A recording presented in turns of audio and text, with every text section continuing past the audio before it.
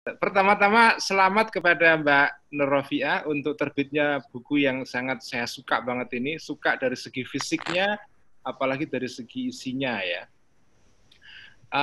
Kalau saya melihat perkembangan pemikiran mengenai soal perempuan ya, dalam kaitannya dengan pemikiran keislaman, ada banyak kemajuan yang bagi saya sangat penting sekali.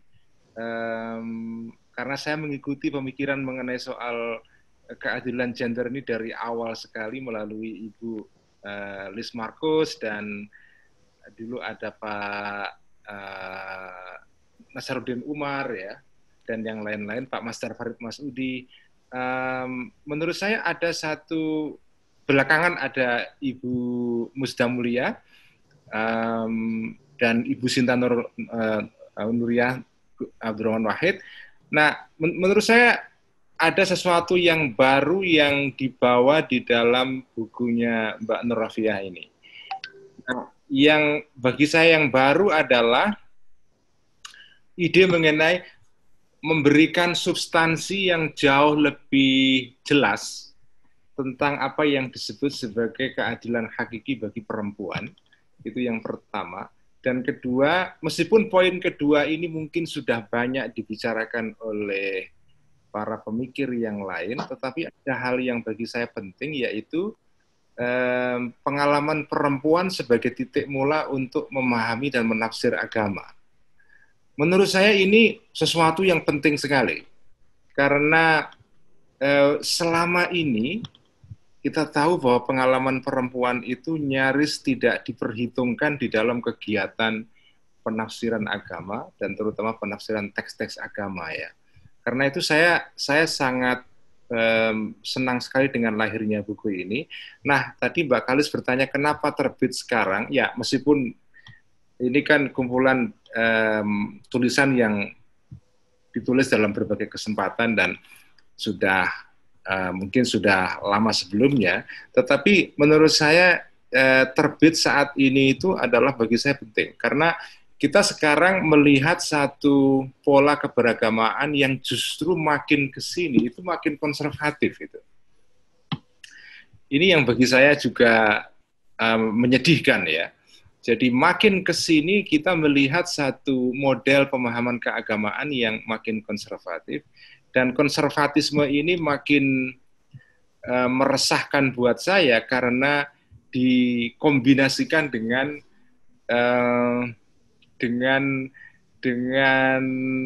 apa ya, konteks politik. Jadi ini jauh lebih rumit lagi ya. Jadi ada konteks politik, bahkan gerakan-gerakan atau mobilisasi politik sekarang ini itu salah satunya adalah menggunakan gagasan-gagasan Islam konservatif ini, terutama di dalam isu-isu keperempuanan. Karena itu saya senang sekali lahirnya buku ini. Menurut saya ini lahir di dalam waktu yang tepat. Jadi dengan kata lain, buku ini lahir dengan weton yang baik. Kalau pakai bahasa orang Jawa ya, wetonnya bagus dalam pengertian weton itu artinya keluarnya sesuatu ya. Wetonnya itu pas, karena kita sekarang sedang menghadapi situasi yang memang membutuhkan pemikiran seperti ini. Saya kira itu Mbak Kalis. Iya, siap Mas Ulil. Mas Ulil, kalau ngaji Ihya sendiri, itu followersnya kebanyakan laki-laki apa perempuan tuh? Apakah ngaji Ihya juga menjadi ruang yang aman buat perempuan? Karena seksi keamanannya adalah Mbak Dayu Thayyibah, jadi aman sekali.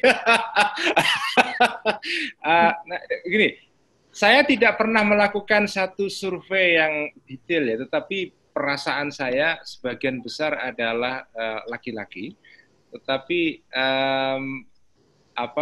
audiens perempuan menurut saya juga memberikan suara yang penting di dalam ngaji Ihya ini. Terutama kehadiran orang-orang seperti Mbak Dayu Thayyibah, Mbak Janet, ada Mbak Nurul Agustina, ada Bu Nur Rofiah sendiri juga ya. dan yang lain-lain ya, ada siapa, banyak sekali menurut saya. Ada Neng Niswah dari Mojokerto.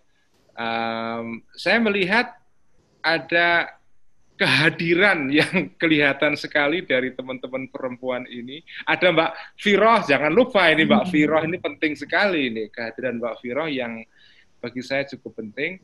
Nah, memang begini, Ihya itu jelas kalau kita Al-Ghazali ya, kalau kita baca secara permukaan ya,